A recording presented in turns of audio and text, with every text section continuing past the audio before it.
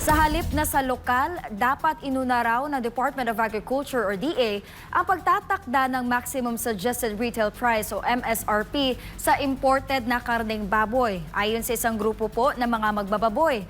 Kasabay nito, isinusulong din nila ang minimum SRP sa farm gate na 200 piso kada kilo upang tiyakin ang patas na presyo para sa mga nasa industriya. Si Sheena Torno magbabalita.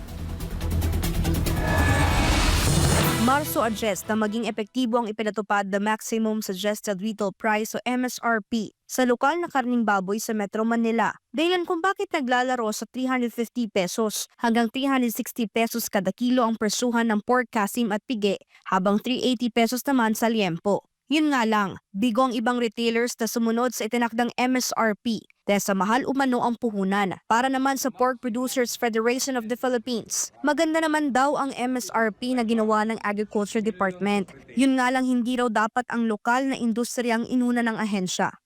Bakit hindi unahin natin na magkaroon ng maximum suggested retail price ang mga imported na karning baboy? Yan ang dapat nating unahin. Sapagkat kung titingnan mo ang landed cost ng karning baboy na imported sa custom, ang liempo, ang isang kilo, $1.10. Pag ikinumbert mo yan at 59 pesos, 65 pesos lang per kilo.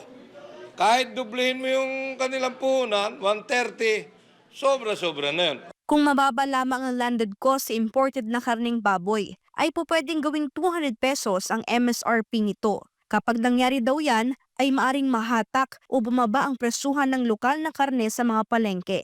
Sa baba niyan, sigurado, bibili ng mga marami ay yung imported. Mahahatak ng pababa yung presyo ng mga lokal na baboy. Hindi na kailangan kung tutuusin na maglagay ng maximum suggested retail price sa lokal na baboy, kung iyan ay magagawa natin. Sa kasulukuyan, ang farm gate price naman sa karning baboy umaabot na lamang sa 230 pesos kumpara sa 240 hanggang 250 pesos kada kilo noong mga nakaraang buwan. Dagdag pa ng grupo, kung may maximum SRP sa farm gate, ay dapat din daw na may minimum SRP na 200 pesos kada kilo upang matiyak na magkakaroon ng patas na presyo para sa mga nasa industriya. Pag bumaba na sa 200 pesos, dapat pigilan ang importation at itaas yung taripa. Dahil kung pipigilan mo ang pagkita, tapos pababayaan mo naman kaming malugi dahil sa sobra importasyon, smuggling, hindi naman fair sa ating mga magbababoy. Sa panig naman ng Agriculture Department, mahirap umano ang paglalagay ng minimum SRP sa farm gate ng karneng baboy. Paliwanag ni DA spokesperson at Assistant Secretary Arnel de Besa, hindi raw kasi pareho ang cost of production o gasto sa puhunan ng mga magbababoy. So it's very, very complicated kung babasihan mo yung farm gate. Kaya nagkakasundo sila pag minsan, ito yung maximum. Kasi yun yung pwedeng paglaruan. But setting the minimum for farm gates really, really complicated.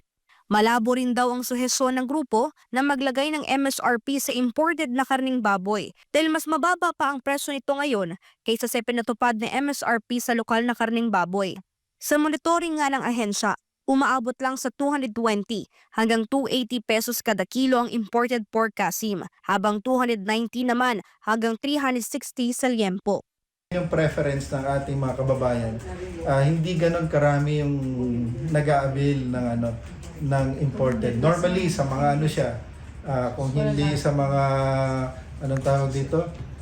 Commercial o ginagamit. Pero yung ordinary household, they prefer yung pa rin, katay. Para sa Diyos at sa Pilipinas kong mahal, ito si Sheena Torno, SMNI News.